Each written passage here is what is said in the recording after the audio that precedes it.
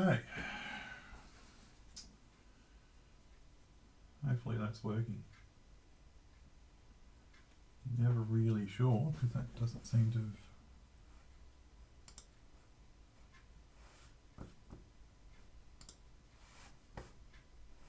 Why is it not showing on my windows?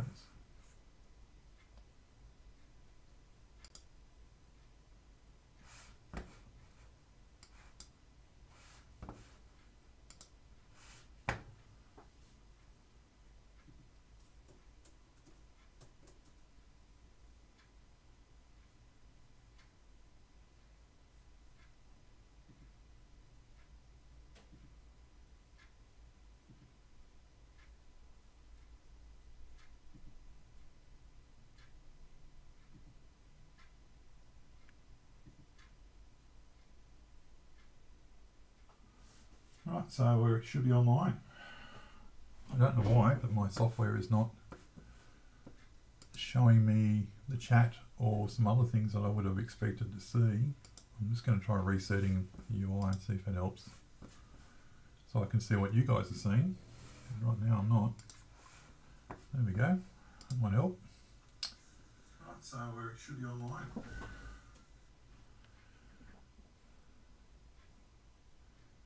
I can't see. Sorry guys, I'm just playing with the software here for a sec just to make sure I've got everything set up. Oh, there we go. YouTube Live Control Panel. That's probably what I want.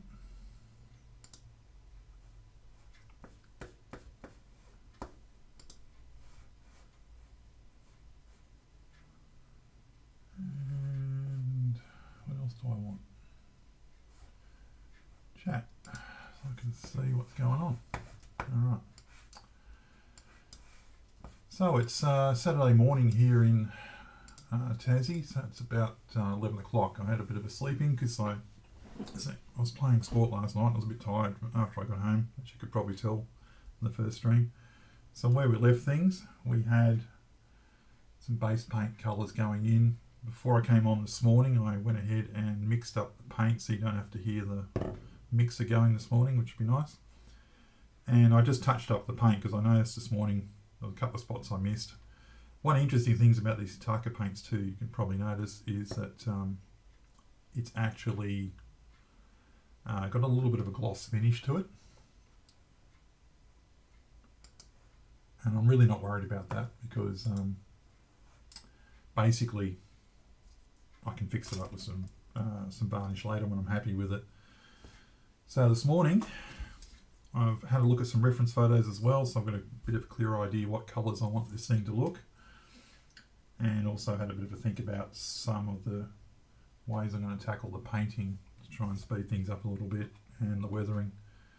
So what I'm going to do this morning is just cut these out at the frame and then get on with finishing the primary block colours, as I call it, which is basically just the basic colours without any detail or weathering.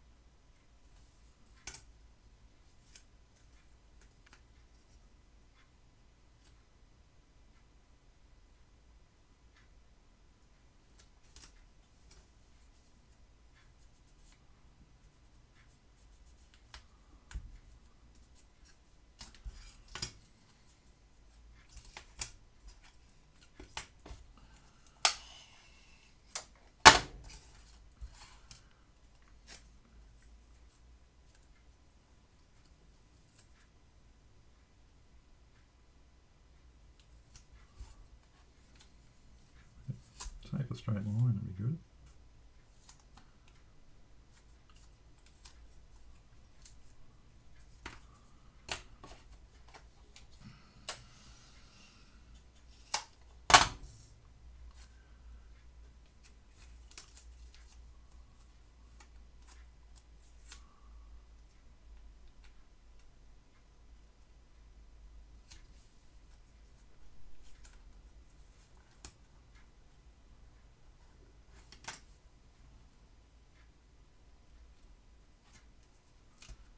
It shouldn't be this challenging. And obviously still tight.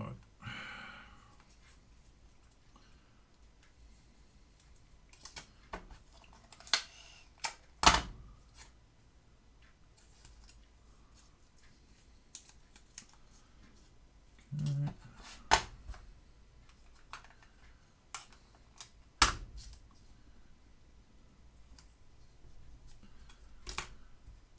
I'm just blocking these out so I can put the aluminium finish on the rest of the fuselage.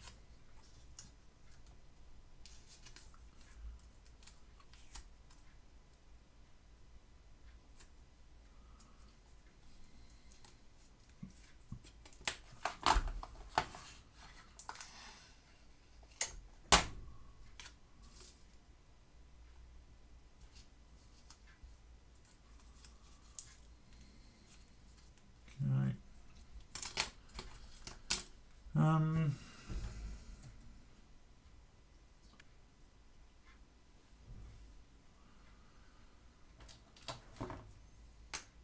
Do these as well.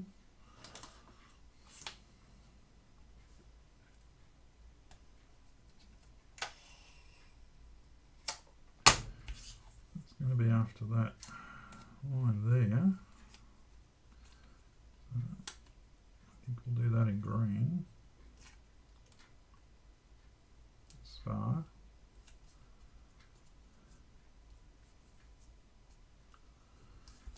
The back will be in the silver.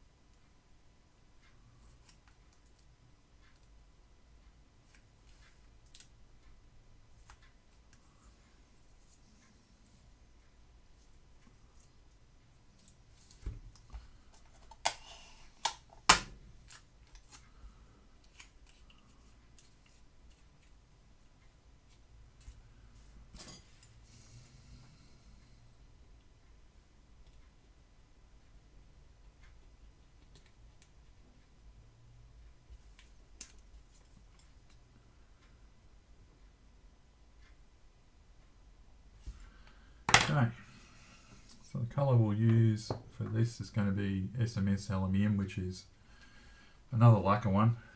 This one is pre-thinned, so I shouldn't have to do anything that way, hopefully. So I'll just get my spray booth ready. And the camera ready.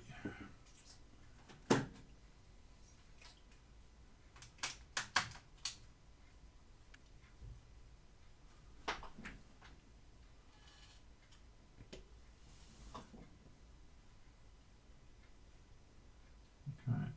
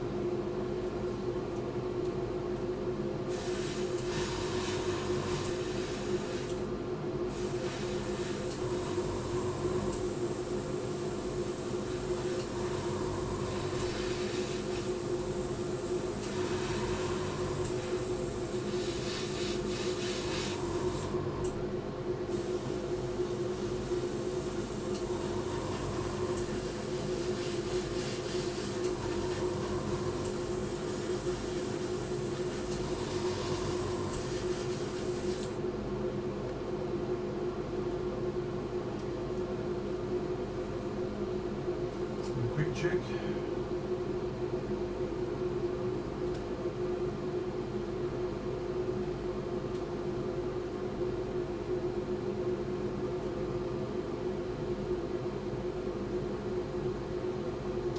That'll do us.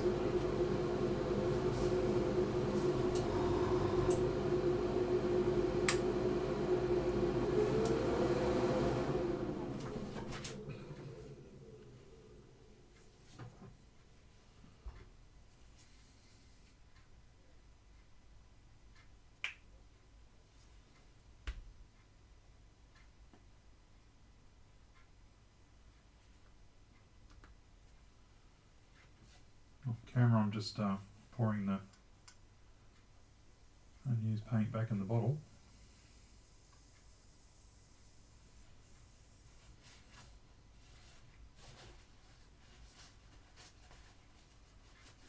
Always remember, clean the top of your bottles as well before you put the caps back on.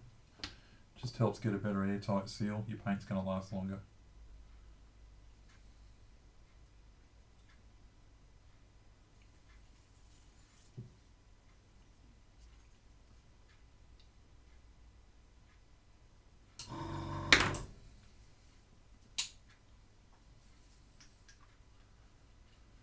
Okay, I'll move those parts back to the bench. Just give me a minute and I'll just give a quick clean of this airbrush because I'm going to need it again this morning. Some modelers have separate airbrushes for their metal paints so they don't get the metal flake coming through, and that's not as silly as it sounds when they go to spray other colours, because that can happen. It's happened to me.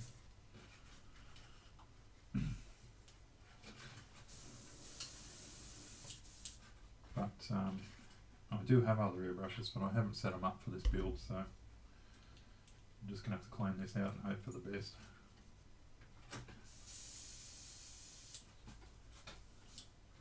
Does mean I have to use a bit more thinners than I like, just to get rid of all that metallic flake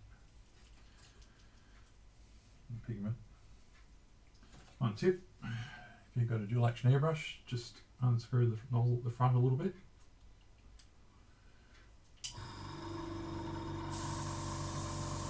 And then you can just bubble it like that. And then rather than spray it through, because it's got metallic in it, just tip it out.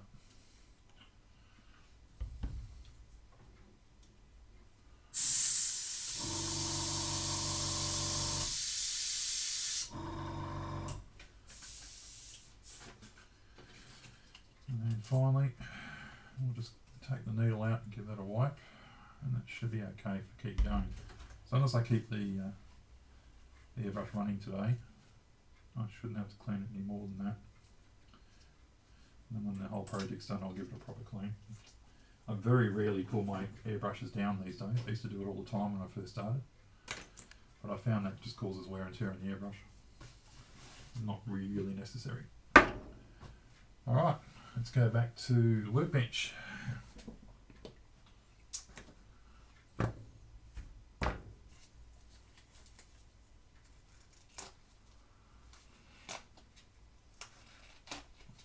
Gloves off. Now I wore the gloves too, by the way, for that, because silver has a habit of going everywhere, and if I get it on my fingers, then I'll get it all over the model where I don't want it for the rest of the day. Okay, let's see how we went. Right, I'll turn the compressor off too, it's annoying. There we go. This is just Tamiya tape I'm using here, it's nothing fancy, but the stuff is so good, isn't it? I mean, if you've used this before, you know what I mean. It just works. A nice, clean, sharp line every time. Those of us are old enough to remember trying to do this with normal masking tape. You always used to get colour bleed with you put the tape down. You just don't get it with this stuff. So even though it's a bit expensive, it just makes your job so much easier. Right.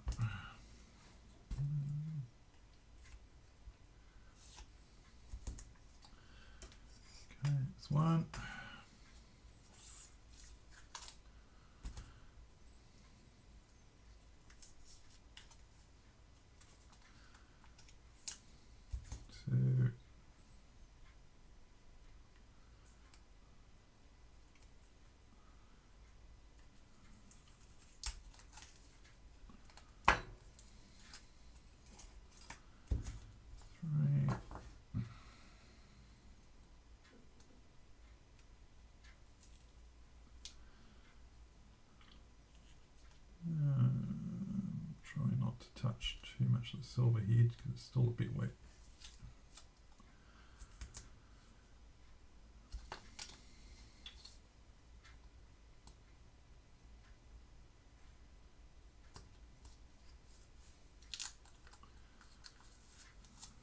Okay, I'll come out well.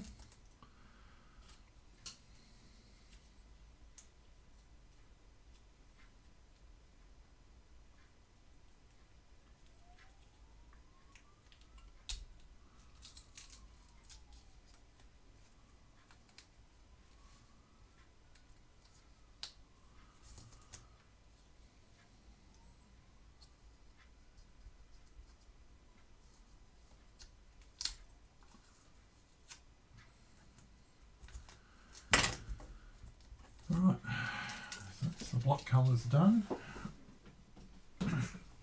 So we're going to do some detailed painting on those, but I think I'll just put them aside for a little bit, let them dry for a bit. Now, on to a couple other parts I researched overnight. And the first one I'm going to look at is a seat, which was like a very dark brown, basically. The nearest match I had in lacquer was this hull red. It's not a perfect match, but it's pretty close. And I think in this scale, it'll work fine. So this is a Mr. Colour, and this is also a lacquer paint. It's quite a good paint, but it's requires thinning. It's not. You can see there it's very thick. It's like treacle, which is good in the sense that you get better value out of it because you can thin it down quite a lot. So that respect, it's pretty good value. I'm going to need a lot. We're only going to be doing the seat and the seat frame with this. I'm feeling we're missing a part too, but I don't think there's a part for the seat I didn't paint last night, so I'm probably going to have to go back and do that. But we'll see how we go. Pretty sure I've missed a piece. Okay, and come on, stay still. That's literally all we're going to need.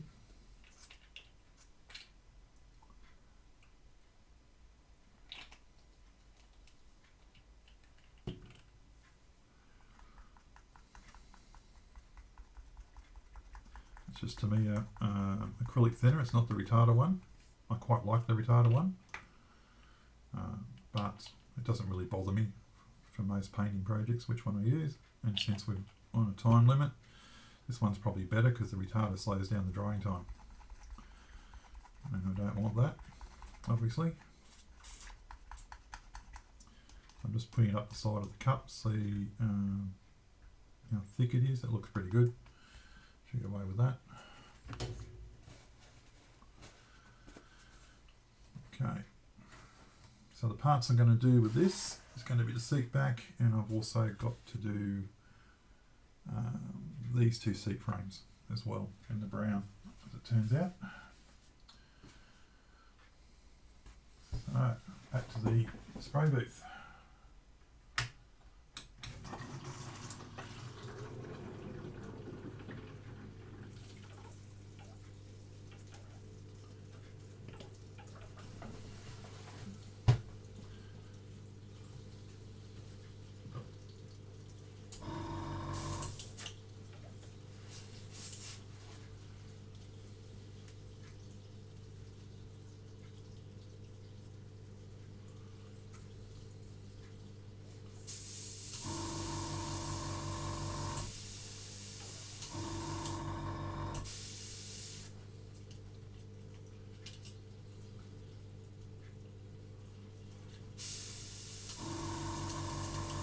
Needles getting sticky.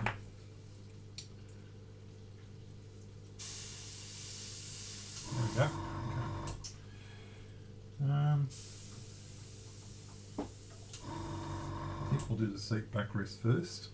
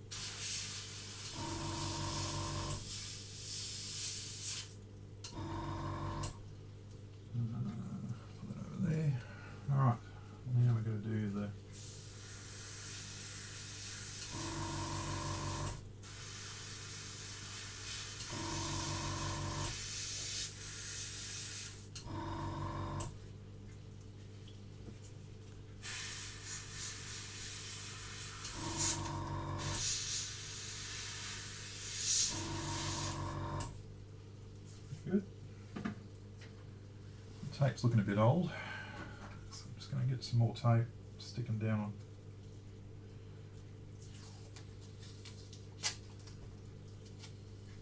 I actually might take that piece off so I don't accidentally overspray it.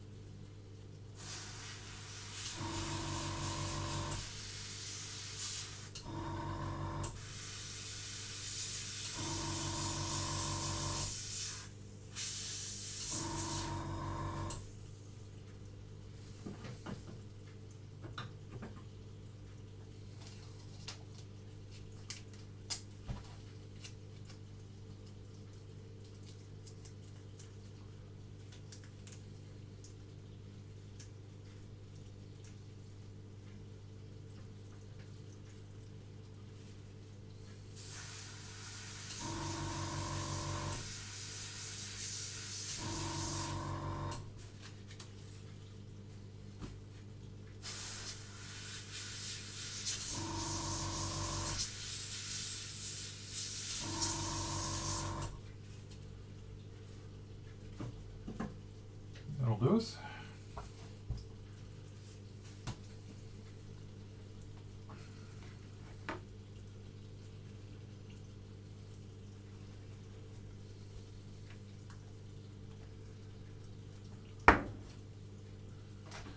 Again, we'll just give the airbrush a quick clean.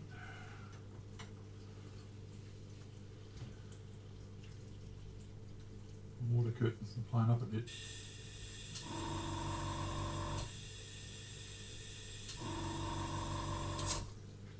Doing that. There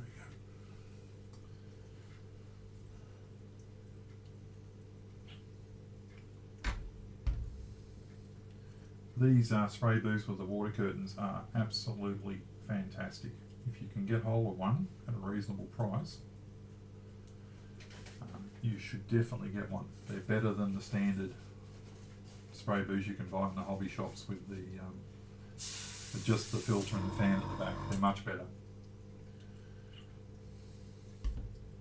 And it's actually a really nice quality unit too.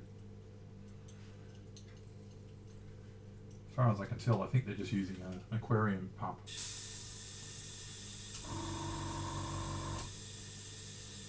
For the water. So hopefully I can get a new one of those easily. Because I think that's likely to be the first part that will fail on it.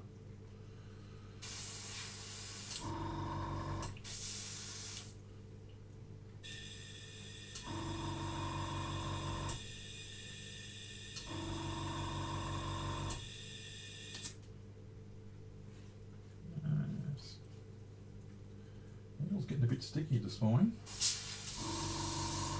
Not happy about that.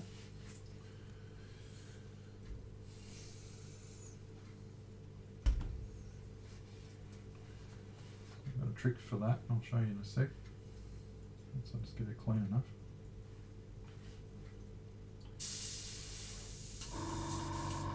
A little bit more, we should be right.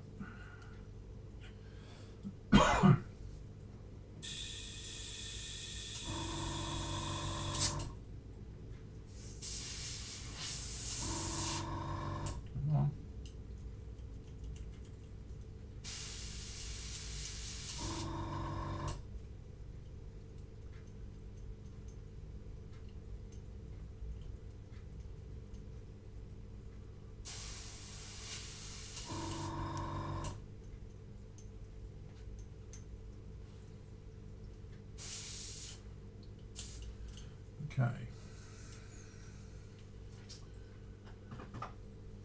For now.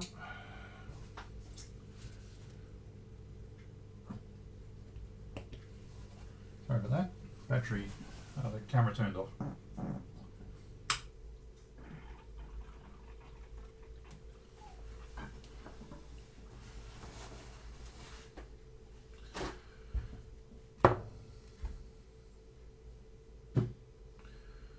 Okay, so I think that'll look fine. I've got to do the backrest. I did actually detail that, which is nice. The block colour's there, so I'm going to leave that again to dry for a bit. Next colour is the instrument panel. I did say, I think on the video last night, that I wasn't sure what colour it was. Turns out it's black, which is, I guess, pretty standard. I typically don't use pure black in a lot of my detail parts. I don't really like pure black. I tend to go for a dark grey instead.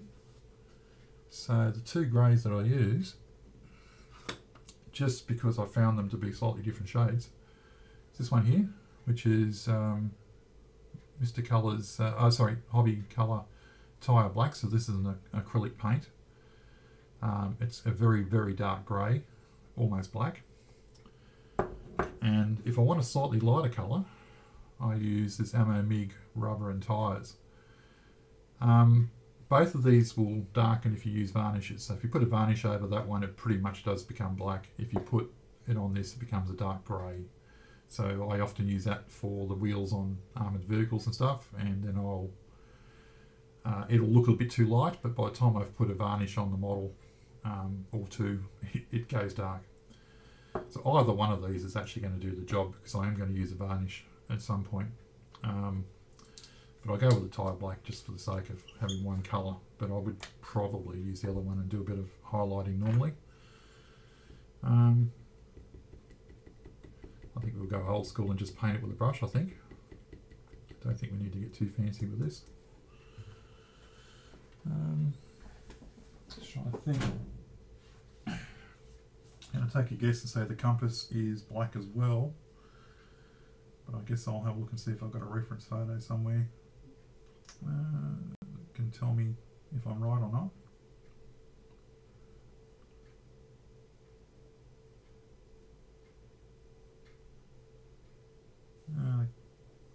Sort of. Okay. That's not very helpful. Okay.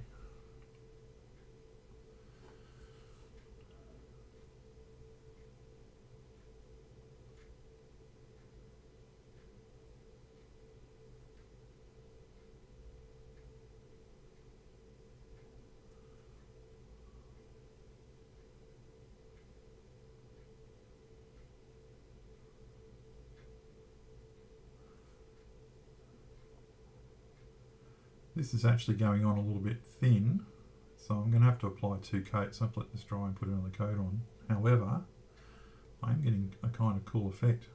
I don't actually mind. Let me show you what I mean. I don't know if you can see it on the camera. It's not quite gone over the instruments. There's like a little bit of a white, or like a light outline on them, which I actually quite like. So I'm going to leave that. I'm just going to put a little bit extra colour around the top and the sides and things. I'm not going to get too fussy about the back. I'll put a little bit on for the sake of saying I know it's there.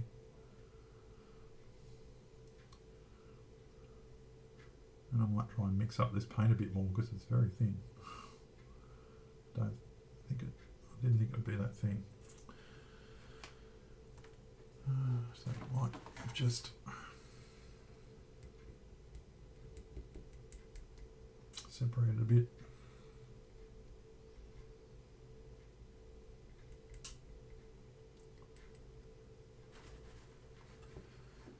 Okay, a couple of detail parts to do, so I'm going to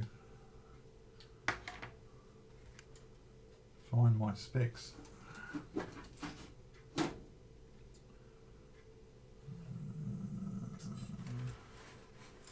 Somewhere. Somewhere convenient.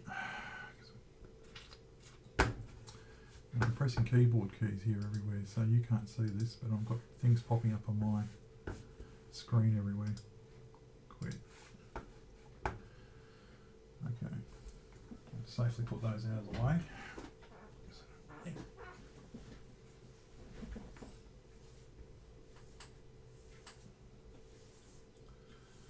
So what is it when you drop things? It doesn't just drop on the floor, it rolls away into the corner. What is that?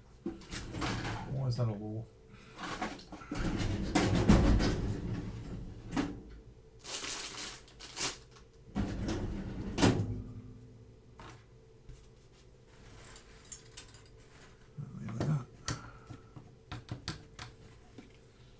So I've just got these magnifying glass things for small detail work because I'm not getting any younger. It's hard to see stuff.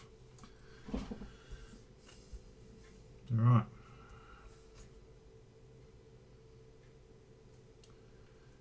And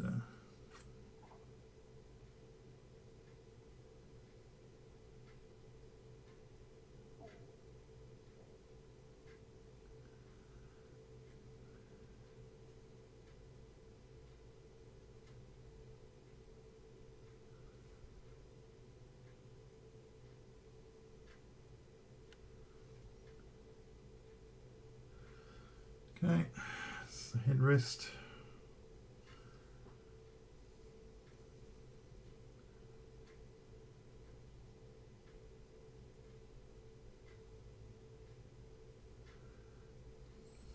Honestly, I would paint these parts separately normally, or this part anyway separately, because I glued it on last night. Again, for time reasons, I'm just going to go old school here and just paint a model, which I'm guessing a lot of modelers do anyway, because it is quicker. Alright, so that's that done. Compass, what was the other bit pointed out? Oh yeah, I think this is, I'm assuming this is the rudder wheel. Trim wheel, sorry. Given where it is.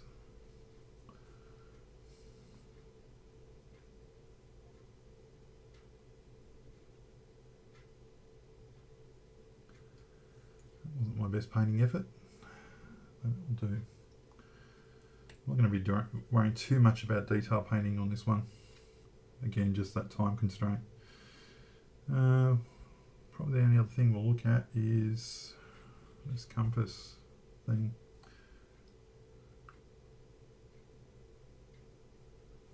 Put a dab of paint on that.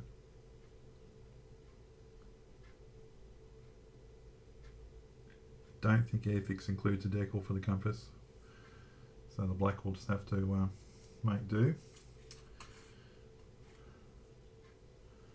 And last but not least, the seat cushion, or the seat backrest cushion. I saw various colours for this. It's hard to tell, because particularly if you're looking at aircraft that have been restored, whether they've used the original colour or they've got just whatever material is available. So I saw this in brown and I saw this in black. So I'm going with the black here just for a contrast with the what I've done already with the brown.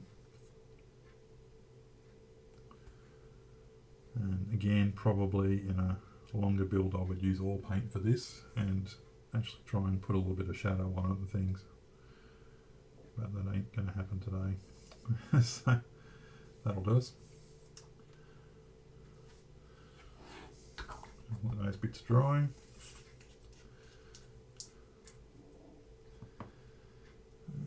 Oh, yes, we've got to do the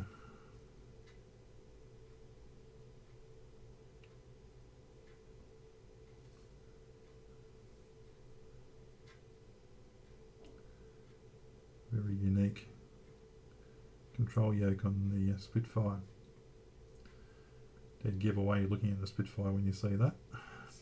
Alright. Let's have a look at this.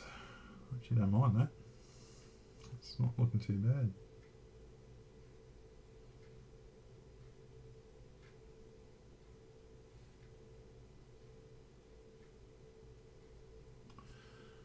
Because they're acrylics, they're going to take a while to dry. Good news is I can clean the brush easy.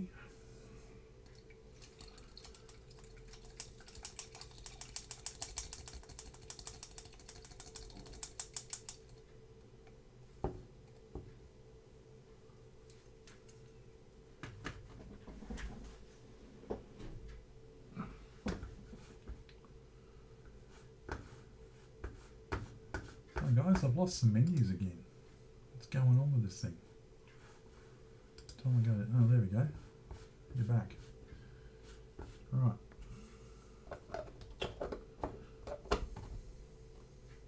Okay.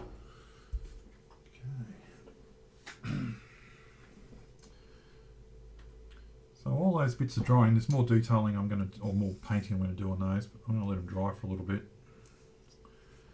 and have a think about where we're going next. And what I was thinking about last night when looking at the instructions was a couple of things. I'm not sure I've painted that bit, so I'm going to have to do that this morning. I think I forgot that. I've got a little bit of detail painting to do on the end of that as well, so let's get some paint out for that. But no, the main bit I was thinking about, getting a bit ahead of myself here,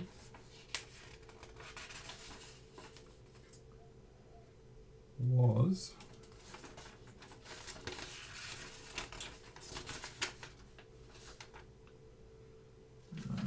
there it is, assembly of the propeller.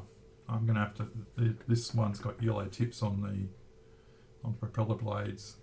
It has an off-white sort of colour for the spinner, and I was looking at that thinking I probably should think about trying to get a bit of a head start on that one, which led me to looking through my stash for some more primers. I showed you the black and grey, but for this one, propeller initially I'm going to be using white. So this is actually to me as surface primer, which is pretty good value because it's, when you get it, it's like a concentrate. You've got to thin it down with thinners to get it to where you need it to be.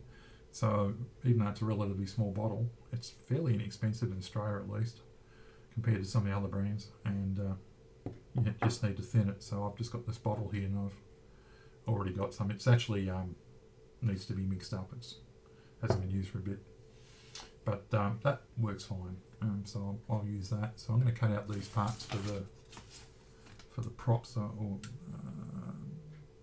yeah, I'll cut out the propeller blades and the spinner and a few other bits, and I'll get them ready for painting, I think.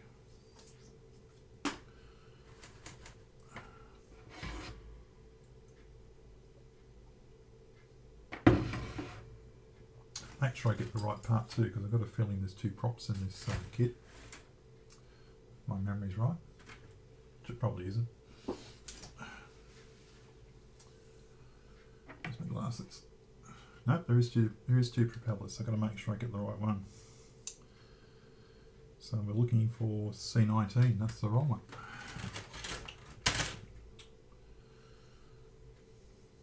And that would be the right one.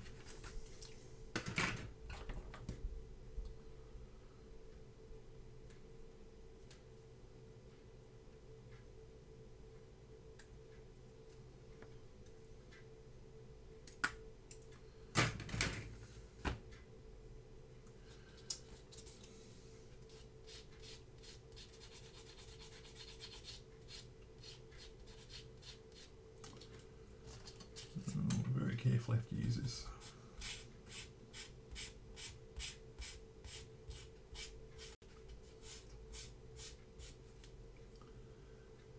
Don't go too far with it.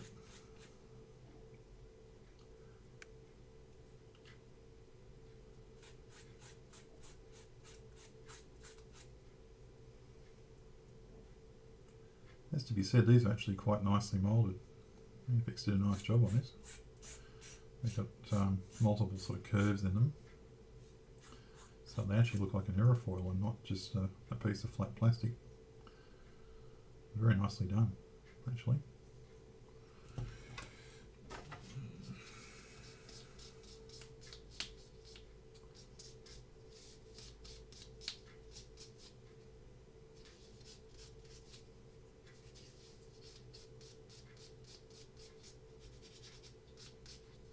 Oops.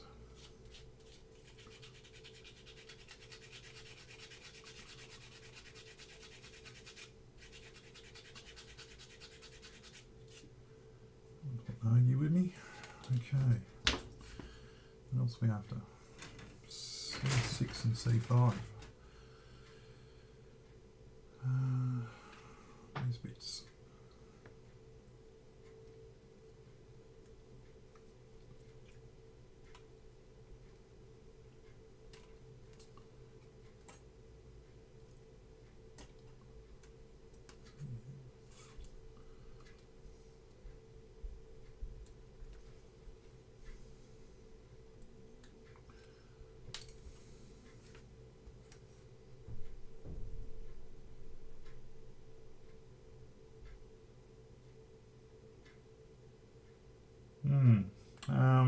just thinking whether I'm going to assemble it then paint it or not.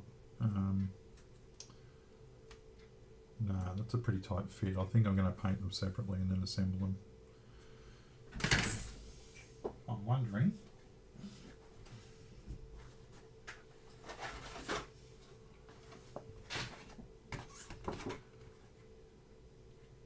Yeah, okay, makes sense. So the back was a separate part, would make sense. And then the spinner was bolted on the front. So as long as the engineering on this kit is reasonable, let's just see if it is. I can paint these separately and glue them afterwards and they should look fine. What am I missing? Oh, I need these extra bits to test this out. So I need C3 and C38. Just cut those out now.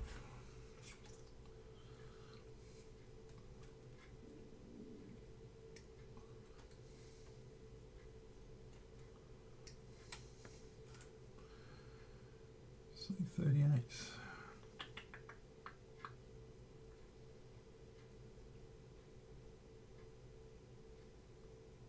Done that. What am I looking for? C3.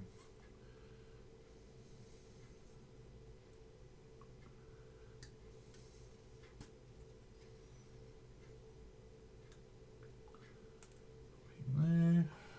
And we're going to need B14.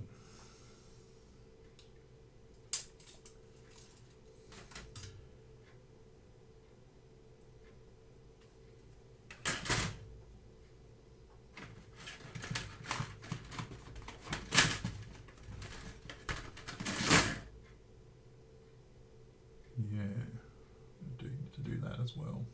Done that this morning. I'm already seeing bits I should have painted while I was doing that fuselage, but anyway. I'm sure if I did the kit the second time I wouldn't make those mistakes. Okay, so what I'm just going to do here is get a bit of a feel for whether these parts will fit nicely and play together nicely, because that'll help with the painting if they do.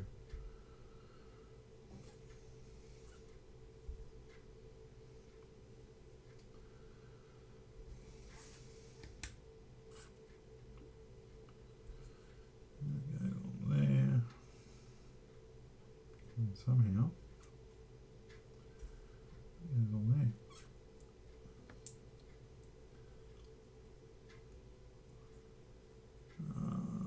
Should fit better than that if I got it back to front. No? Oh, that's a bit disappointing. Surely it fits better than that. That's just my silliness. You know what? I don't think that does fit better than that.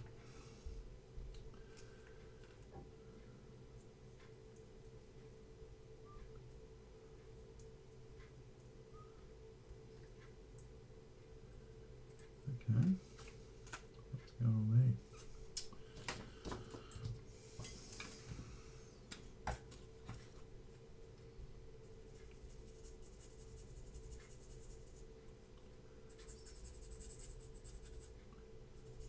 What I'm trying to do is get a nice flush fit with this spinner onto its back plate. That will make my painting a lot easier if I can do that. Otherwise I have to glue them together and then try and sand them and make them look nice with the propeller in place, which if I can do, it just makes more work. So without the propeller blades, let's just see if we can get these bits to fit flush first. I'm guessing they should do. Well, you'd think they would. Oh yeah, they got. Oh yeah, there we go. Oh, that might be all it was. It looks like it's keyed.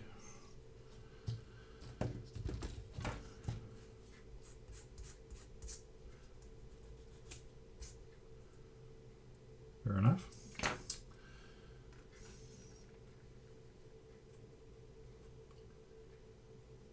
Yeah, it looks like it's keyed. Okay.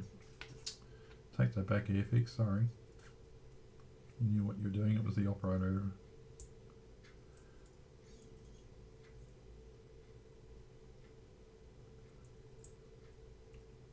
think. Yep, lovely. Okay. Yep, so I can do those separately. Airfix has done a nice job of making those fit flush. That's going to make life a lot easier.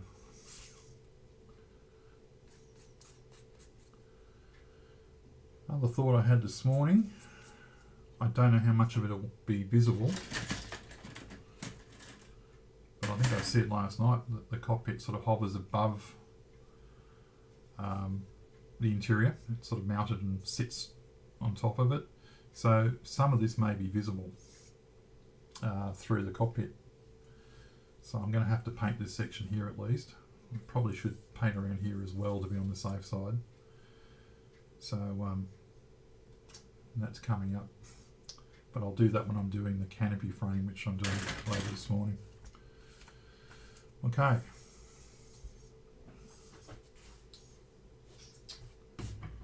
So what are we going to need to do now? Let's do some painting. So we're going to need some toothpicks. There's one. And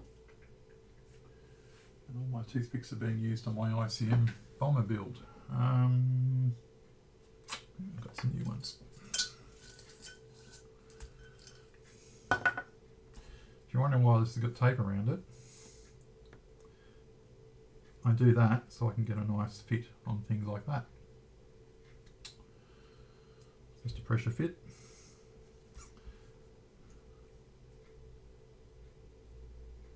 So you can see that just goes all the way through.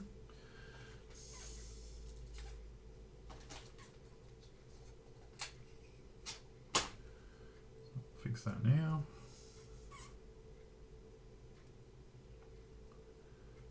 Tape until it gets thick enough and then it won't slide through. Like so. Let's do this guy here. Just making I've sanded it. It's got a little tiny bit of a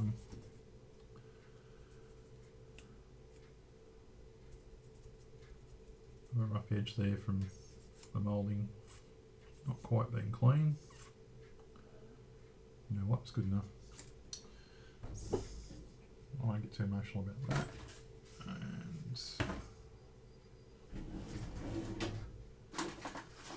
And now at that part of the build, when I put anything down, I can't find it. Some blue tack.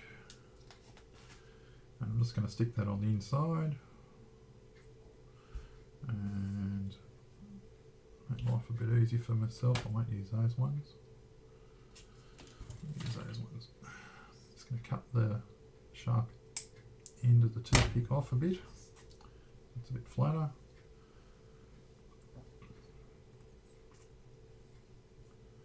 There we go. Yep, same problem with that one, so it needs some tape for that.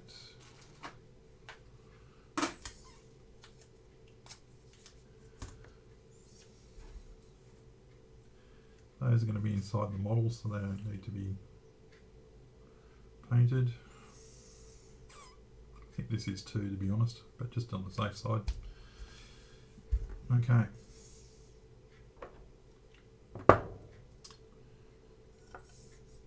So before we're going to use that Tamiya primer, I've already thinned it. I've probably over thinned it if I'm really honest, but it'll still work. As I said, lacquers are pretty tolerant of that. I won't mix that until I get over to the spray booth. So give me a sec.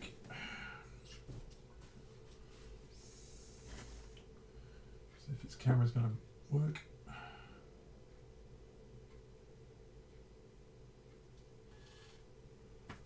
There we go. Some lights on.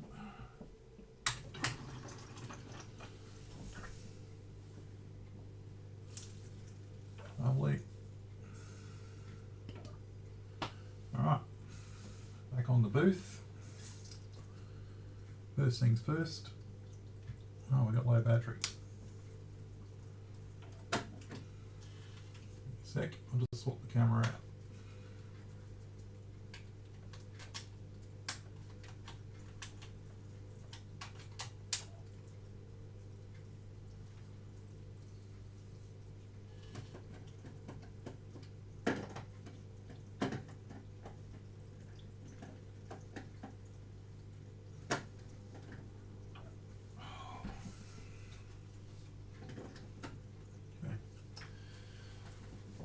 Alright, so first things first, we'll just give this a bit of a stir, see what it looks like. And I can tell straight away I did overthin this.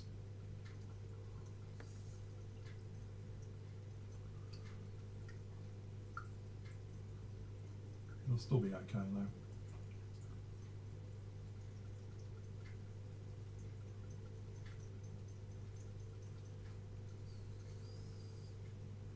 Yeah, it's way too thin, you can see there. So what I'm going to have to do to get this to work for me is I'm going to have to drop the air pressure down really low and spray it on with mist coats. If I try and put too much on, it's just going to puddle. So today is not a good day to have an airbrush that doesn't want to work very well. I said I was going to show you a trick earlier, so let's do that now. And the trick is this stuff. It's called Badger needle juice. Now, people that keep their airbrushes nice and clean will be already shivering at the thought of using this stuff. But basically, it's just a very light lubricant. You don't need a lot of it. I'm just putting a little bit on the needle here. And it just stops the airbrush from sticking when it's not very clean. It's not a substitute for cleaning your airbrush properly. But as you can see, magically my airbrush now works. So if you get in a pinch, you can try that one out. That's Badger needle juice.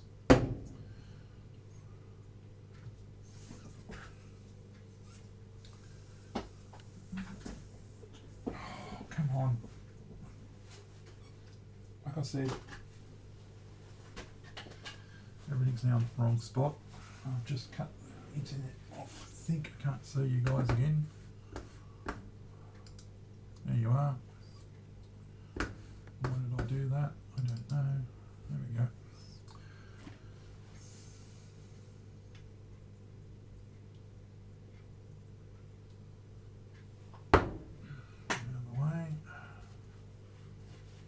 Wow, this is very thin. So,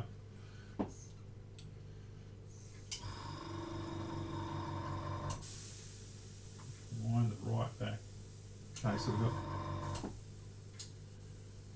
probably around 10 psi at the moment. I'm just going to try and get this thing to spray first on this.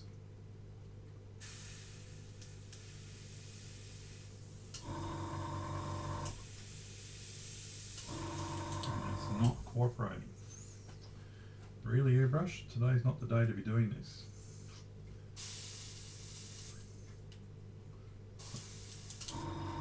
Why are you doing this? I think we've got a lot of paint at the top, not in the airbrush itself, but I think actually up towards the pointy end. I think it's actually got a bit of paint stuck in it, dry paint. That's what I'm pretty sure that's what it is. Okay. Alright, slide it down a bit. It's probably about where I want to be, so that's about 10 psi. Okay. Realised I got a rough edge on the propeller.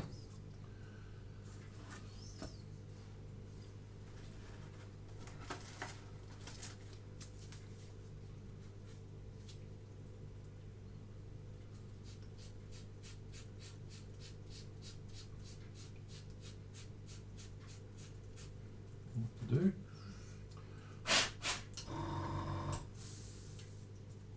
Away we go.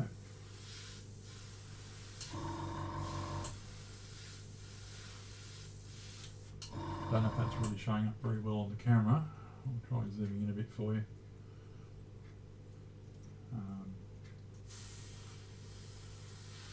But there is paint going on.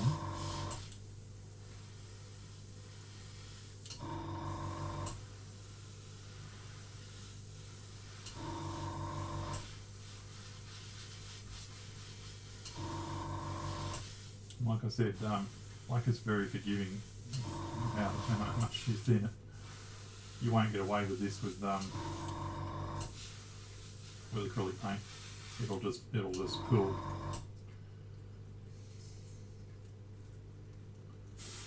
I don't know why I put my finger on that bit. Obviously wanted that not to work. So I'm just going to let that dry for a couple of minutes, and while it's doing that I'll change focus and have a go at the spinner itself.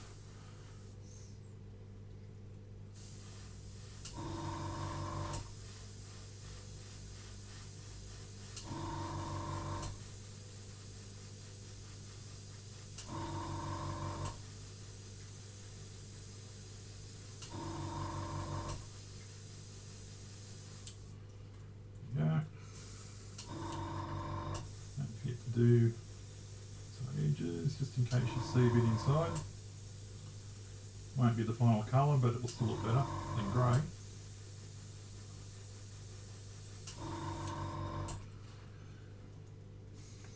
And what else are we going to do?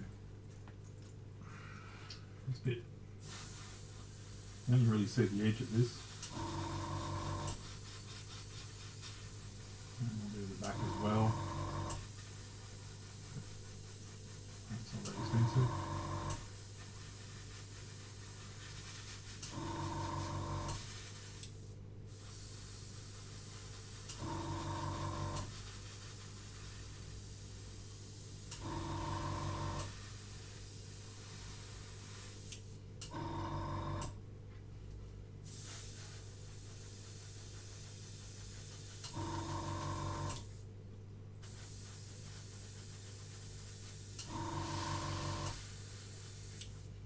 Okay.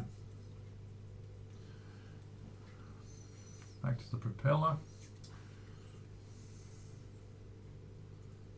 Put a bit more tension on it. And we'll do the back of the blades.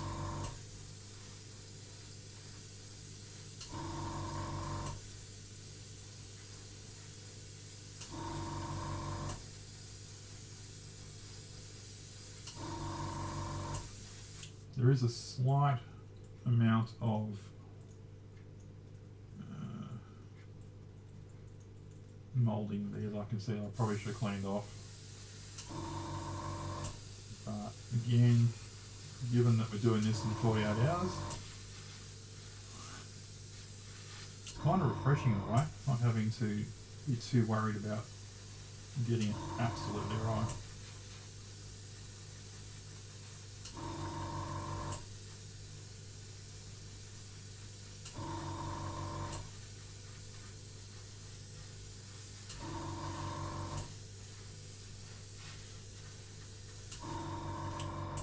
Okay, and we've got a white propeller.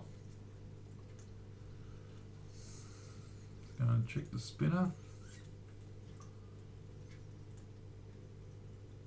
I think that looks, yeah, there's a slight mould defect there actually. That's okay, because it actually looks like it's dented slightly, and that would be absolutely realistic.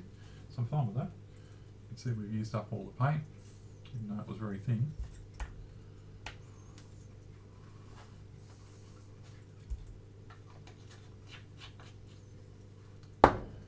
Alright, I'll switch you back to the main workbench just while I'm cleaning this. And then I can turn off the camera to save the battery.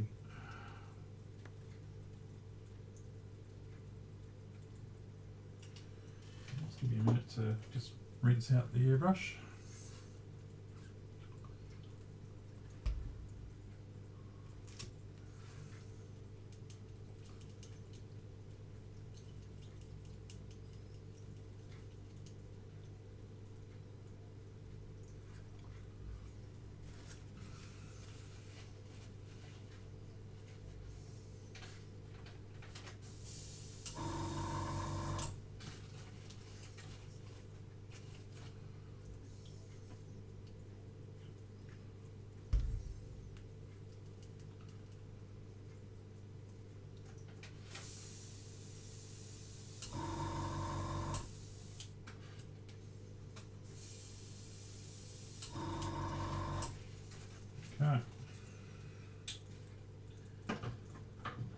no doubt stick on the next time I use it, but anyway.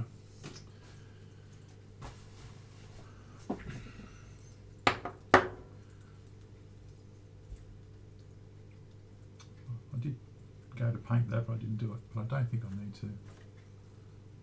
No, I should be okay with that, painting that. That's alright. Alright.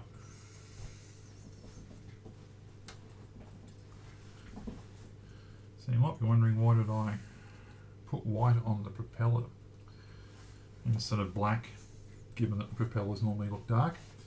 There's a reason for that, and that's because the tips of the propeller have yellow on them, and if you try and put yellow paint over black, it doesn't work very well. It takes a lot of paint, and that creates all sorts of problems with the paint leaking over onto the black or looking opaque and looking pretty terrible.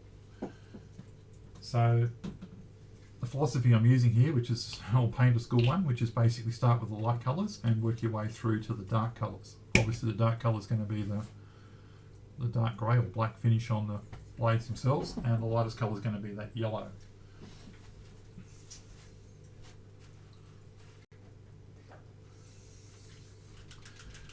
And the yellow is going to go on fine over the top of that white. So the colour I'm going to use for the yellow is this one here. It's kind of my go-to. It's not technically the right yellow for an RAF one, but nobody's going to point it out, I don't think. Maybe you guys will. So this is Model Air. It's an old bottle, you can tell, but it still works. This is a Model Air golden yellow. And I actually got this one for a 109. In fact, the 109 that's on my channel logo, which was the first model I built when I went back into the hobby. And it worked really well, and I've just used it ever since for anything like this. Let me put that on the mixer just for a minute so that skews the noise.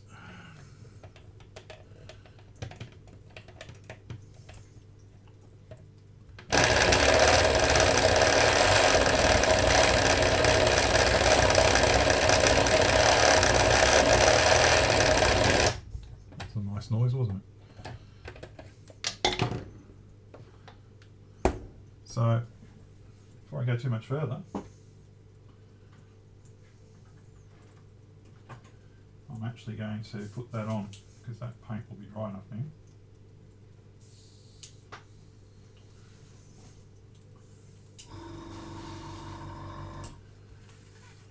It's because it's an acrylic, I won't worry about moving across to the spray booth.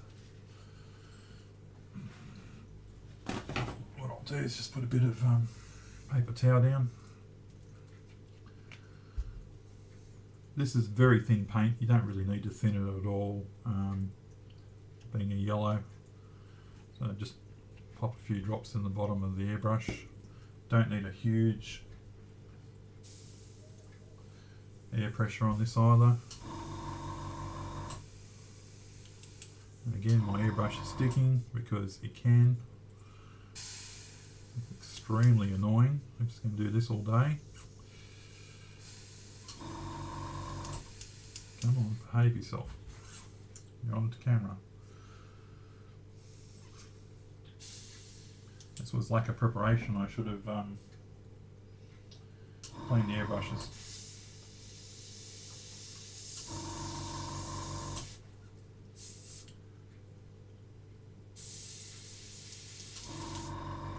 What's going on? What's blocking it so badly that it's doing this?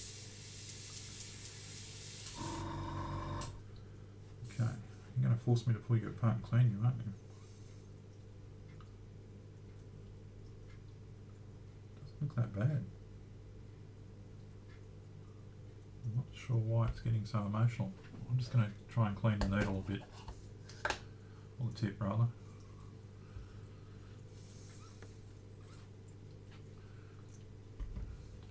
Reasons I like these particular ones is it's fairly easy to get in there and clean them. No, there's a bit of muck on it. Maybe that's the problem.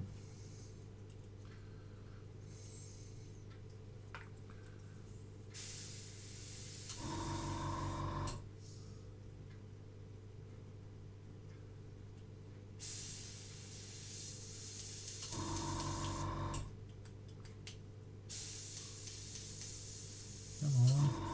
Come on.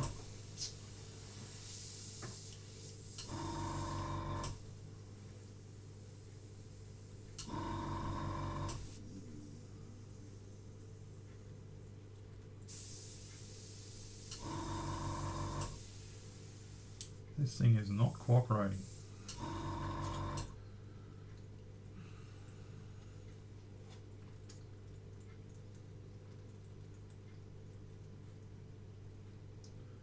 I may have to switch airbrushes, I think.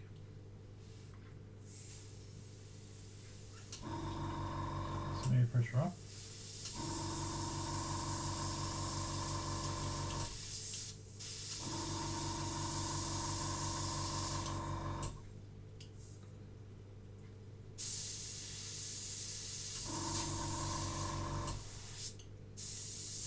Oh, come on. What's going on?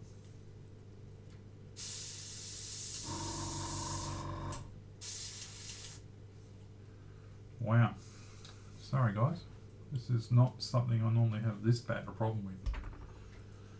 Let's clean the needle, see if it helps.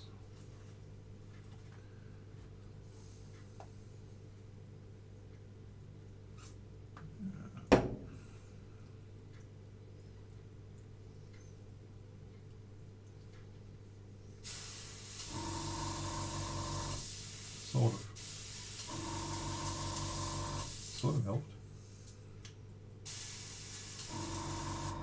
Not that thick a paint. You can't be that. No, we got it going. Okay. Well, I may have to swap airbrushes anyway because that's very annoying. Alright.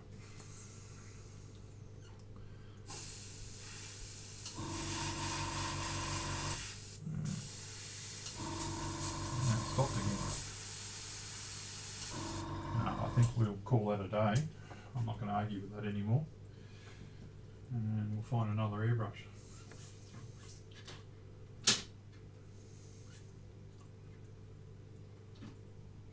We'll have to give that one, pull that one apart, I think, and give it a good clean.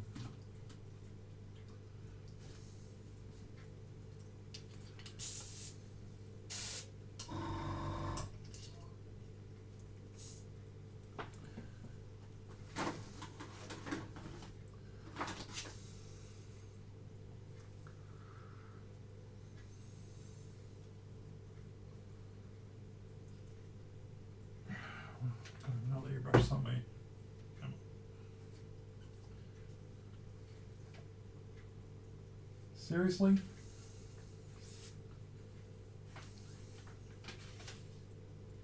I've got another airbrush here and it's got the same problem. I think there's a message in there for me. Maybe it should be cleaning these a bit more. I don't normally get stuck like this. Oops.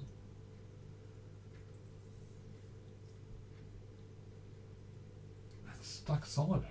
I used that yesterday.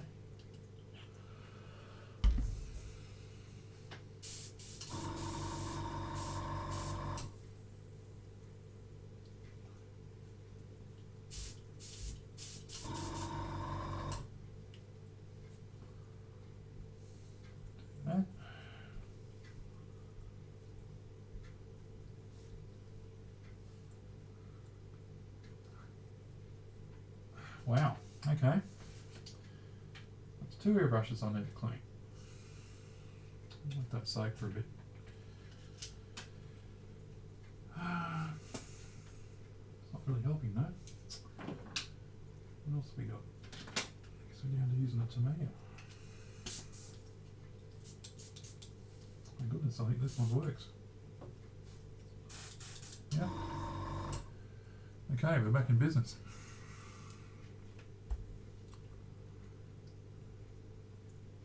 My 0.2mm one. Don't know what I've done with that other one. It's there we go. Solid as a rock. It's just not moving. So it's going to have to be completely stripped down and cleaned.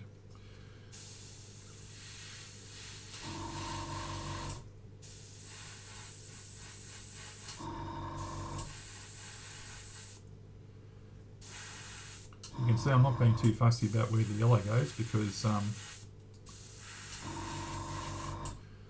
going to mask it off and put the black on next. So it doesn't really matter.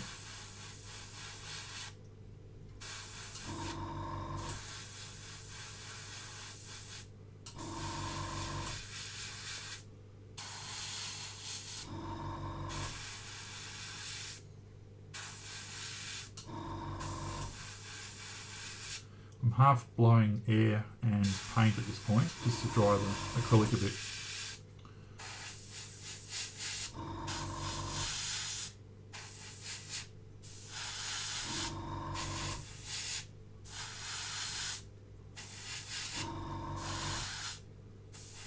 And I don't want too much paint building up, so I'm sort of feathering it a bit so that it'll blend in nicely with the black when I put that on.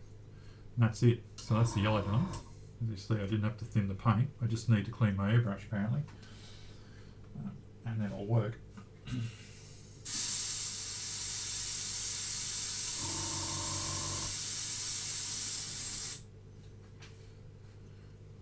you just have to give me a sec while I try and clean this one out.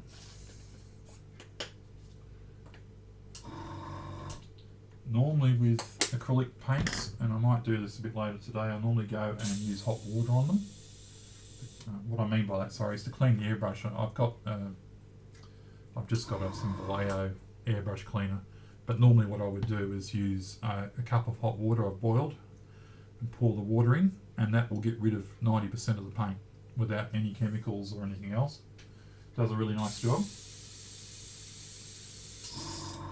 And then I would just use the airbrush cleaner itself for the last 10% of the cleaning.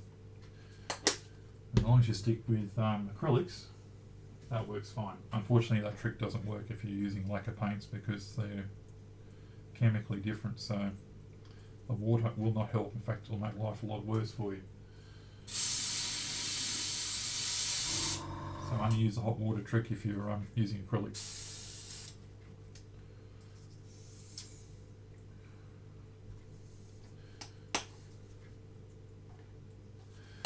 Right, so I think what we'll do next is revisit the cockpit now, because we've given that a bit of time to dry. Now normally, there we go. So I've still got some paint. I'm getting a bit paranoid about it now since this is my last working airbrush. Normally what I would do is use this airbrush, this 0.2, and isopropyl alcohol and a little bit of Tamiya Hull Red, a little bit of black Tamiya paint as well, so the acrylic paints. Mix them into a very, very thin ratio, so almost, I'd say 98% isopropyl alcohol, and I would then spray that to get the little bit of depth and a little bit of shadow into some of the crevices and the detail inside the cockpit. However, that's a fairly tedious process and a fairly time-consuming one. And this model doesn't have a particularly large cockpit, as you can see. So I'm not sure, given we're on a 48-hour build, that effort is worth it. So last night, or this morning when I got up and I was thinking about it, I think we'll go old school. I say old school because most people do it this way anyway, but for me it's old school. We'll go old school and we're just going to use some oil paint. So I'm going to use this one here, which is Burnt Umber, the modeller's friend, the best colour in the world for this sort of stuff really. I think you can use it pretty much for every subject if you wanted to. And the other oil paint I've got, which I really like, and I use quite a bit, is this one here, which is Starship Filth. Really like that one as well. Now, for the thinning, there are really two ways I will go about this. I'll show you the other one, because you probably haven't seen this. I just got to find it.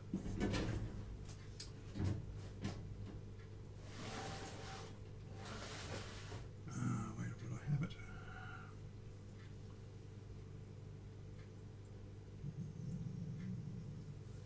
Oh, there it is. VMS stuff.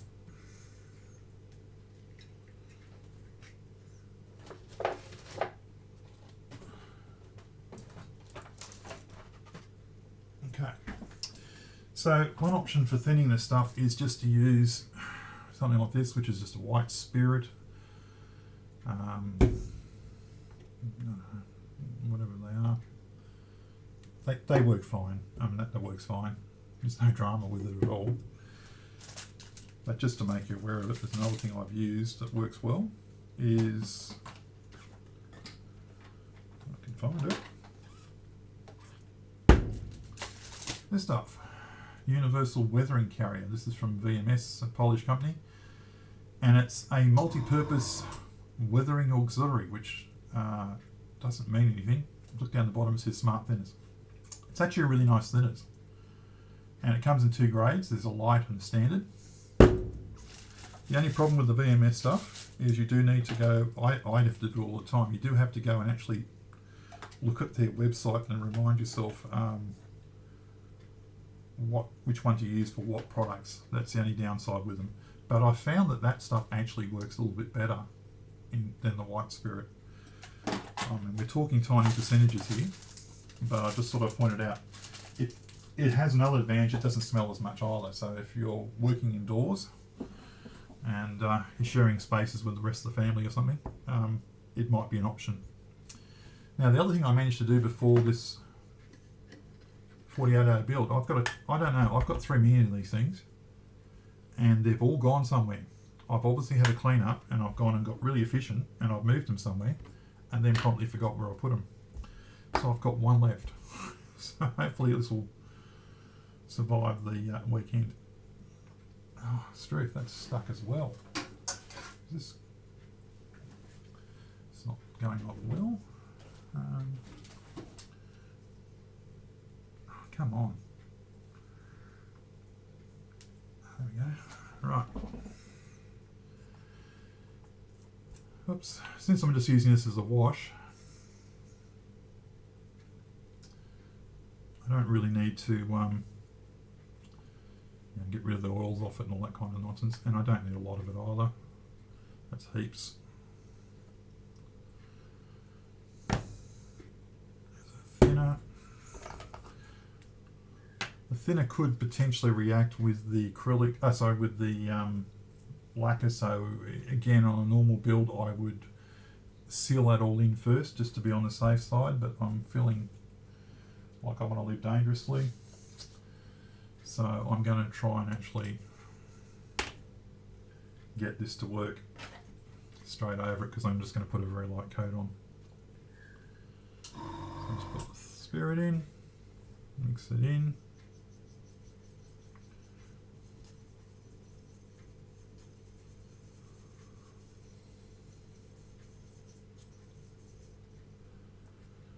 This is always the guessing game. How much to thin it.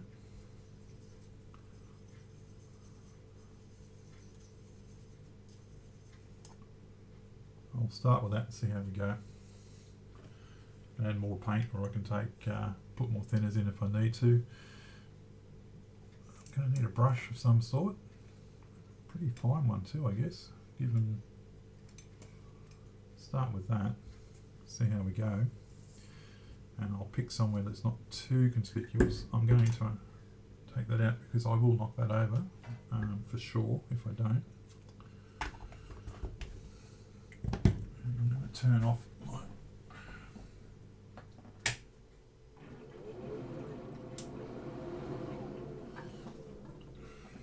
airbrush, the spray booth for a bit. So I'll just try it out at this side. Let's see how we go.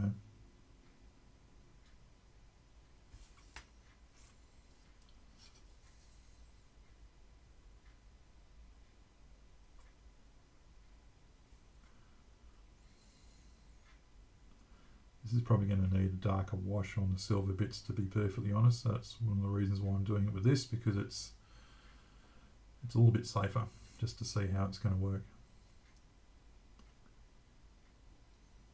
But since I've started using it, it's not that hard to keep going. Yeah, it's very thin. I probably should have a little bit more paint, but I think it'll be okay.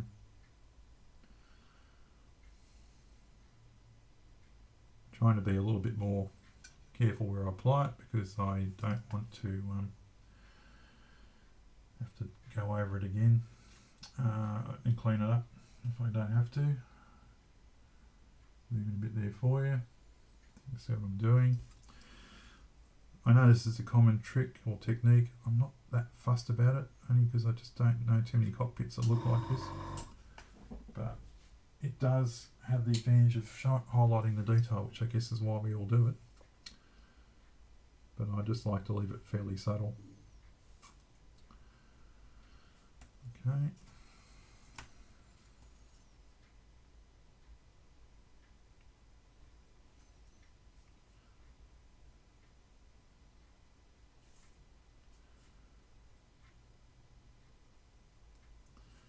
It does have one other advantage, I guess, too, which is it's quite cheap as a technique.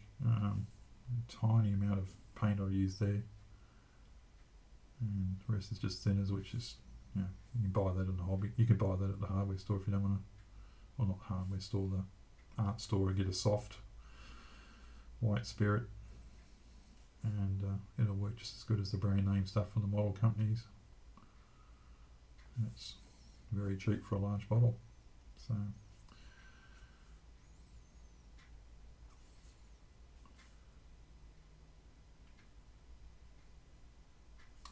yeah, I think I might use a bit of a darker colour for some of this silver bits. The brown's working well on the umber brown's working well on the green background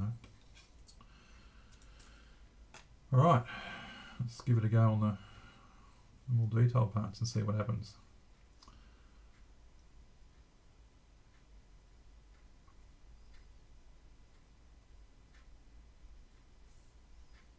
I'm really just trying to get depth. I'm not trying to do anything else with it. Just making the details just a little bit more obvious.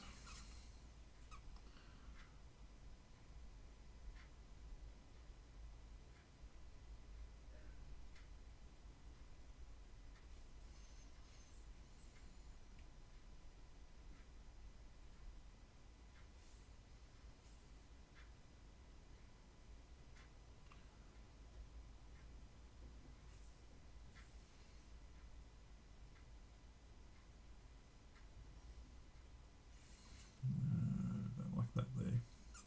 Take that back a bit. There we go.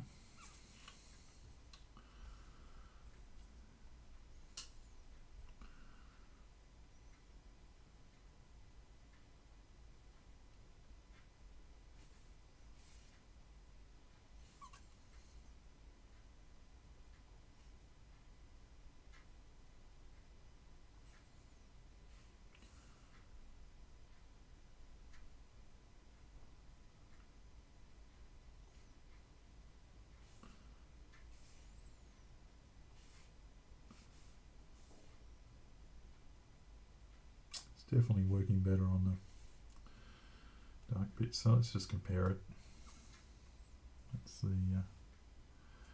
one on the left there you can see I haven't done, and the one on the right I've just put a little bit in. Not much, but you can see it pops the detail just a little bit. Honestly, that's enough. I don't really like to put too much in.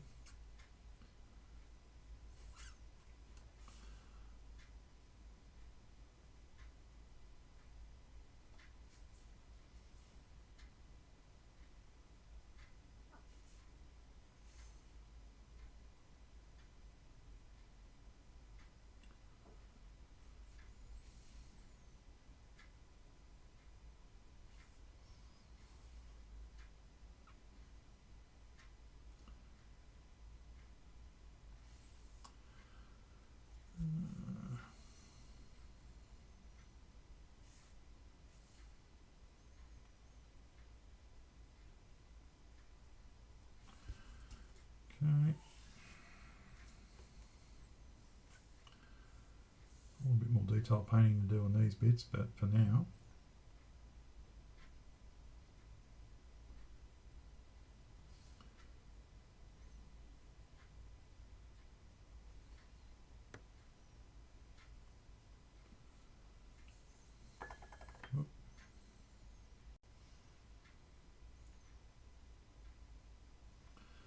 I'm worried about the back because you can't really see it.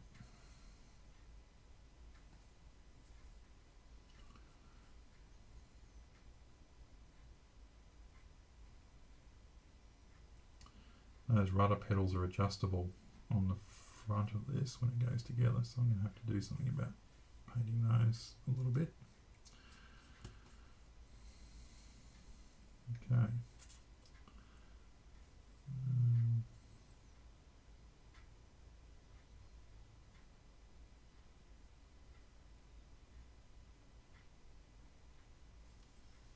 Again, not really. I'm cringing a bit while I'm doing this. I really don't like doing it this way. It's a time thing.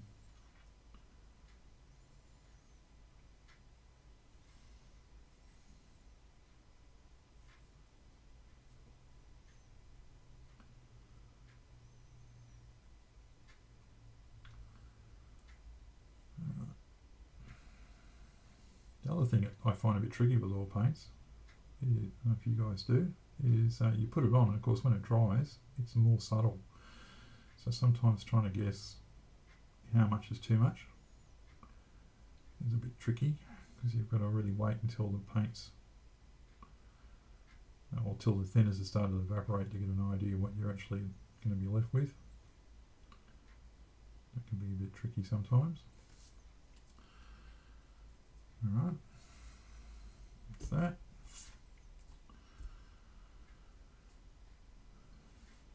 Yeah, that one looks okay. This one probably needs a little bit more. As I said, that's the great thing, we can go back over it.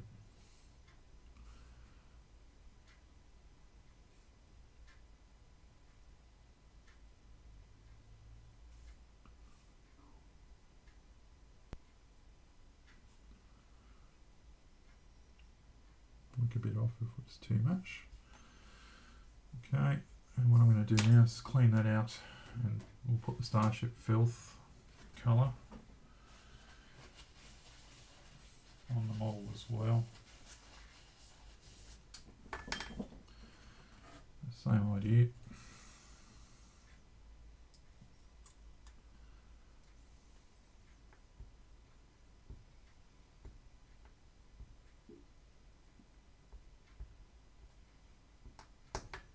You can see this one is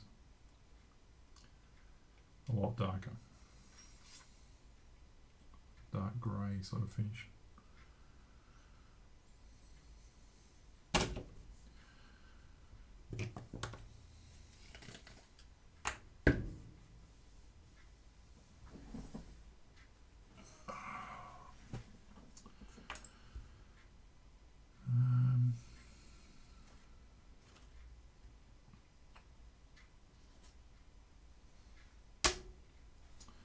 So where do I put my eyedropper?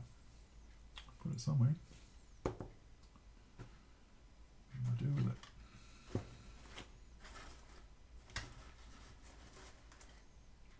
Oh, probably lost it. What I did.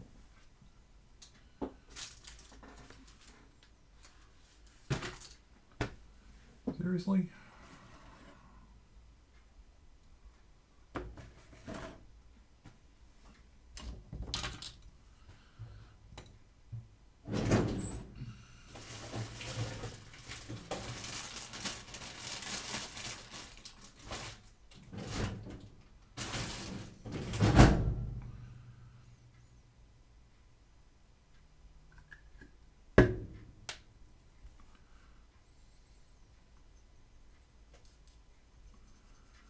We'll leave this one a little bit thicker for the aluminium finishes. See how we go with that.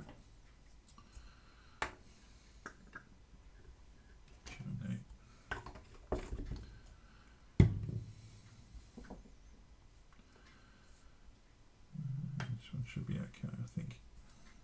Don't really need to pick it up.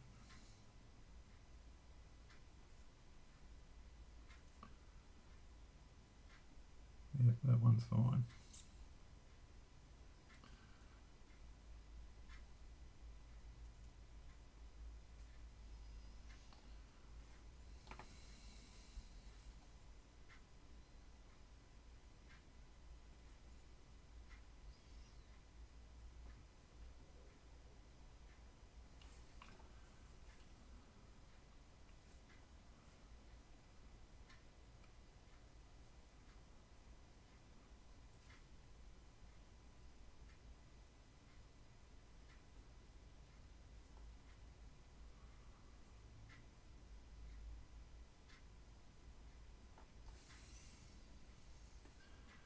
what I can do is go over,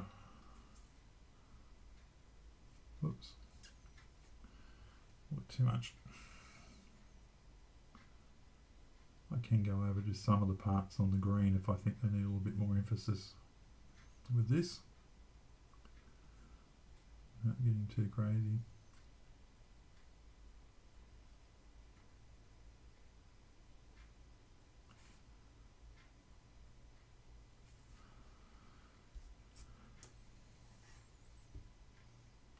If I was doing this as a longer build, I probably would also have put some highlights on the green.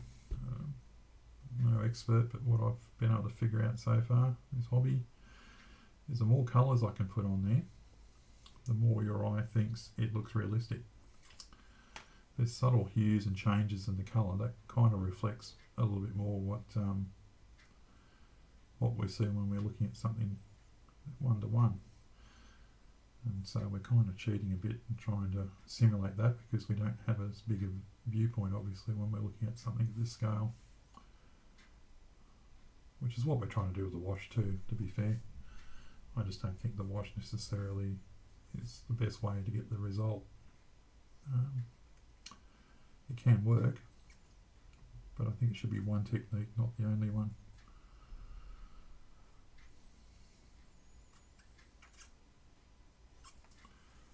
Alright, so this wire's in the frame. You can see there is a bit of there's a little bit of highlighting there, but I don't go crazy with it like I know some modelers do, or most modelers do probably a bit more subtle than most.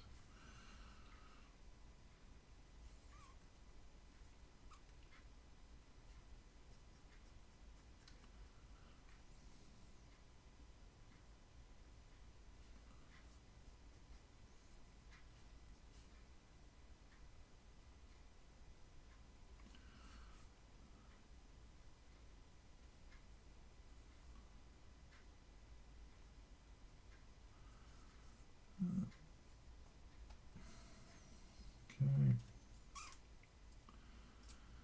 I guess we better do these bits.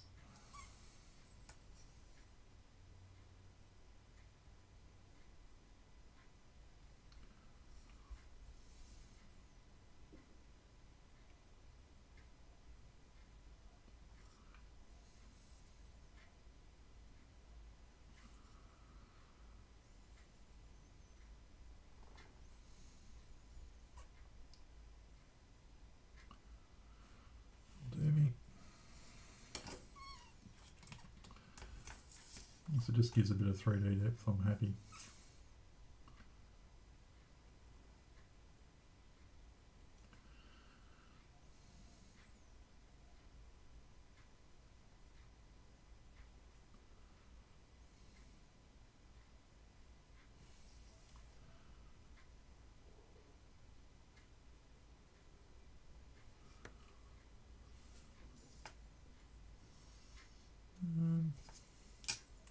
Do those as well, just a slightly different weathering colour, just to pop it a bit.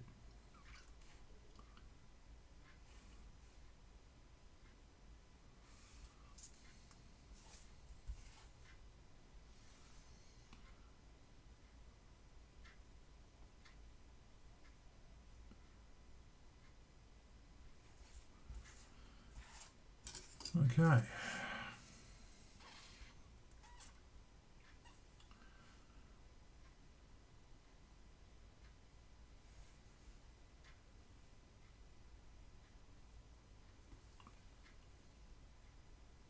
little bit in the shadows here on this one.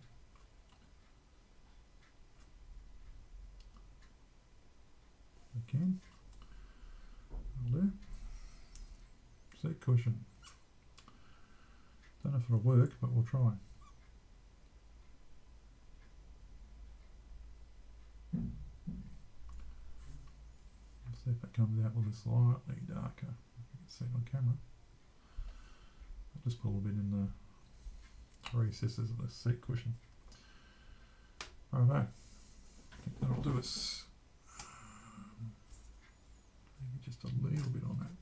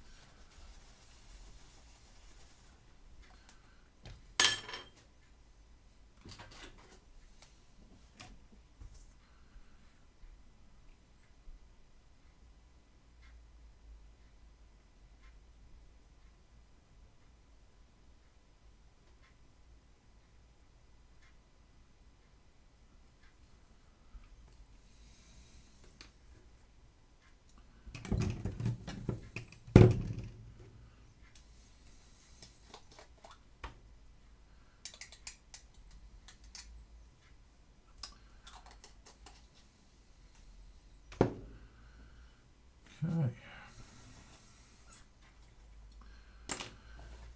So I'm conscious we're going to have to put a decal on that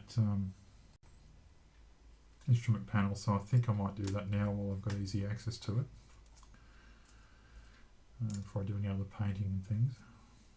So let's have a look at our decals and see what we've got to work with.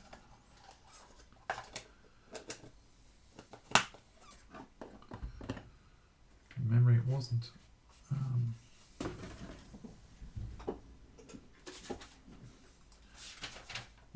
too amazing. It was just a bit of a black and white outline, and it should do the job.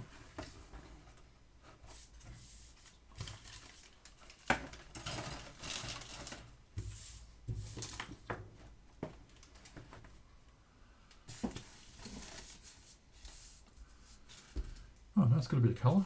It's got a bit of red in it as well. That's nice. Okay.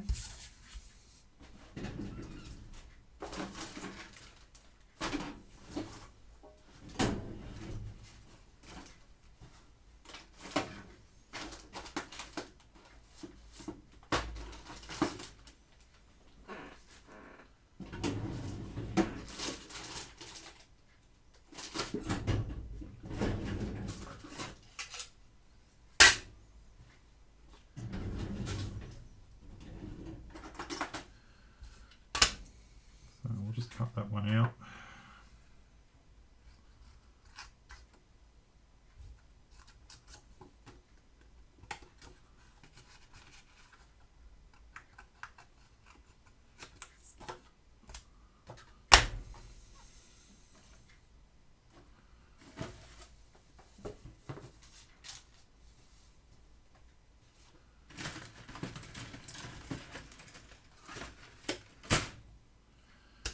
This is my little tray I've got that I use for the decals and things. Zoom out a bit here for you. You can see here. Just got this thing here, it's like a little comb I never use. Basically, you put water in there, and then you stick this thing on top, and then you pop your decal there, and it just gets wet, and then you can move it across. I typically will, you can lift it up obviously as well, but I typically just put it there on the side until I'm ready to put it in place. Because these are cartograph decals, they're quite thin and they work really well, so I don't have to fight them and use really strong solvents and things like that. In fact, water's probably just fine on its own. But if I'm going to use some sort of an agent with them, just off camera because I'm trying to find my decal softeners.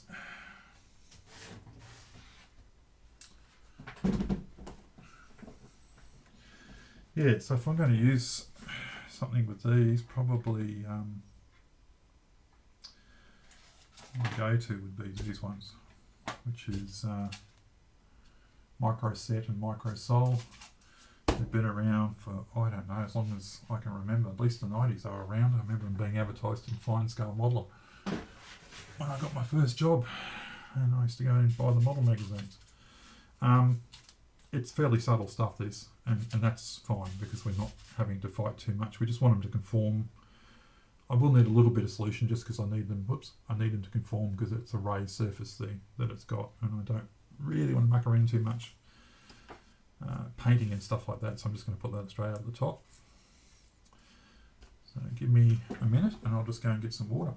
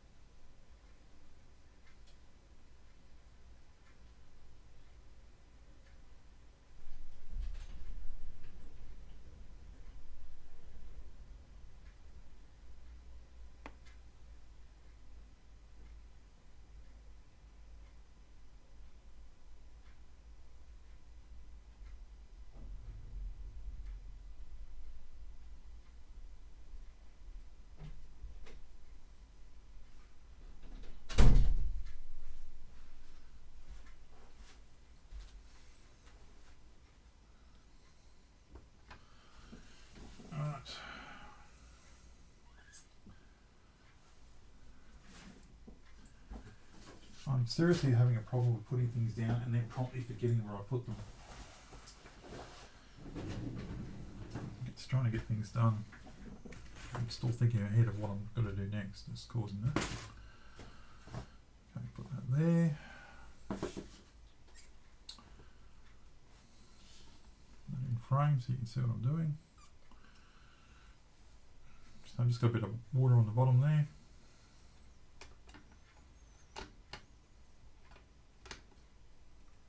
Which way it goes around. There we go. I've lost the mouse.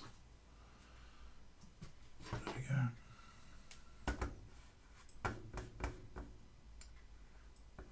Move that out of the way so I can see what's going on. Alright. And I guess we're going to need a... This is one of these Ammo MIG decal application brushes. I bought one day because I felt I had too much money. And that was a good way to spend it. Don't think you really need them, to be honest, as I said. But anyway, I've got one now, so I might as well use it.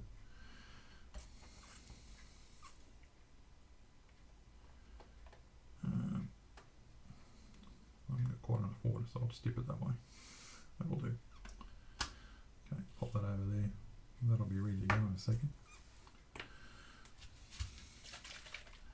So I'll put the micro set, the blue one, on first. Just brush that onto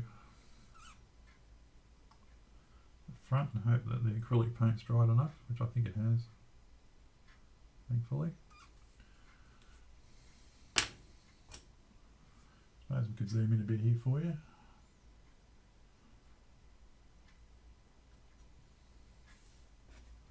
If I can keep that in frame, you can see it's wet.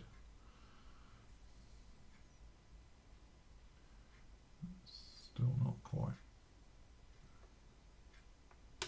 ready to do its thing.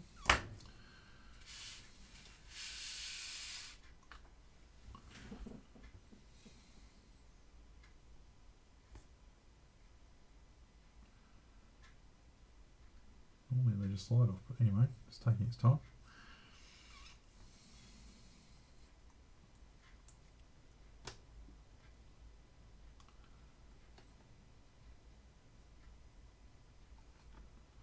I think once I've got this on, then I can start thinking about undoubtedly the bits of the cockpit that I've forgotten about that are in the instructions, and whether I've got to paint something else, and then think about starting to assemble some things and doing a little bit of, just a little bit of highlighting some bits, I guess.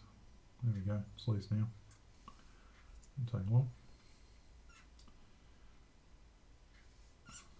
Oh yeah, that doesn't look too bad, really. Sound a lot worse.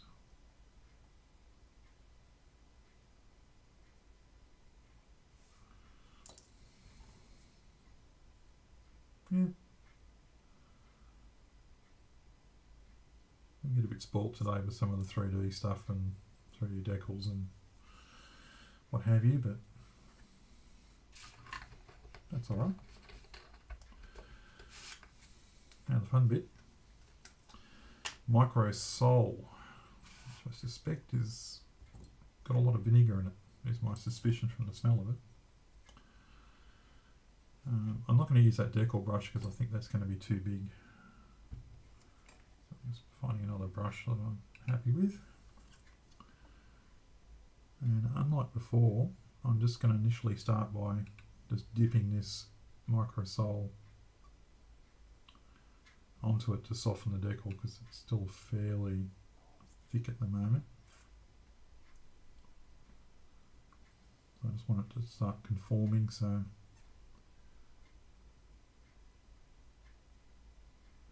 you can see there I'm just putting quite a bit on the front, and then I'm just going to let magic happen. It will soften the decal, and then in a perfect world 90% of my work will be done.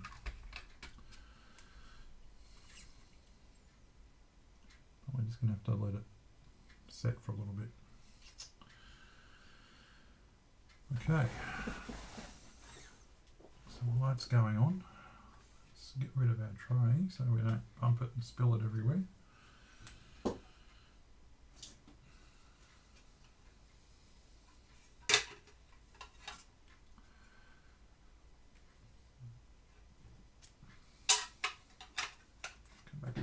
like that.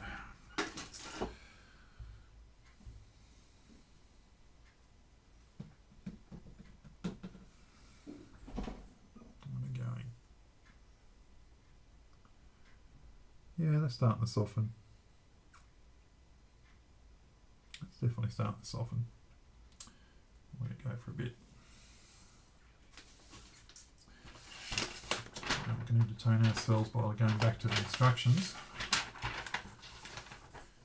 Like I said before, I've got a feeling I've left a part off, and I think that part is C7. So either C7's on the sprue, or I've managed to lose it sometime last night.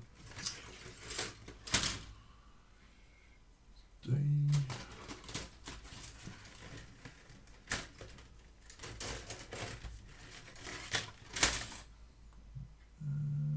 C. No, I didn't take it off last night. That's actually going to be on the side of the seat frame, and it's in the aircraft green colour, so that's fun. How am I going to do that? I know what I'll do.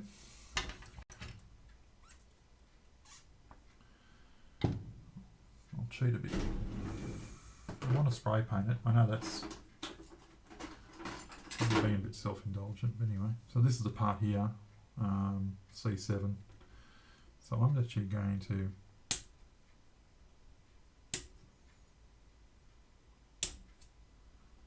cut it out like that with my heavy-duty sprue cutters, which are from Citadel. And again, don't ask me how much they cost, because that will only get me emotional. And I'm just going to cut this bit off the end that we don't need using my fine nippers.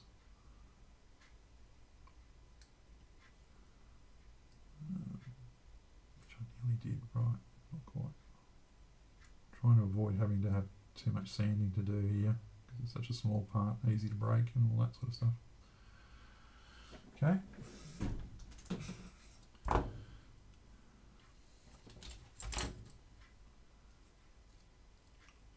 Hold that with my finger and just gently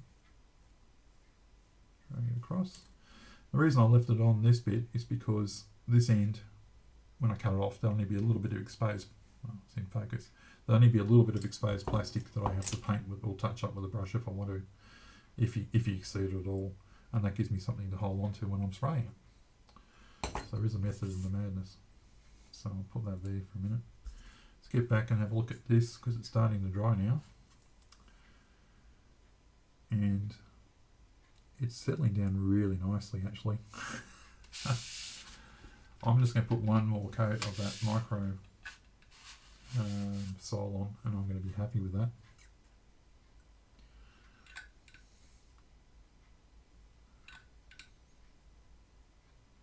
So guys, I think it might be a good point for me just to stop for a little bit and go and grab a drink and have 10 minutes away from the bench just to clear my thoughts a bit. I'm thinking, well, at least grab a coffee. So welcome to stay on. Stick around. I'm going to stop the stream just so I don't lose this recording, but I'm just going to go and make a coffee and powder my nose and that kind of thing, and then I'll be back. So hope to see you back. I've got 62 people watching, which is just friggin' amazing. Thanks so much for joining me. So I'm going to have about 2-minute breaks. If you want to have a 2-minute break, let's make it 15. So it's what time's it now? So it'll be about 1:30 my time. So it's about 1:11 here now. I'll come back on 1:30 and we'll continue the build. Thanks so much for joining me, and I'll hopefully catch you then.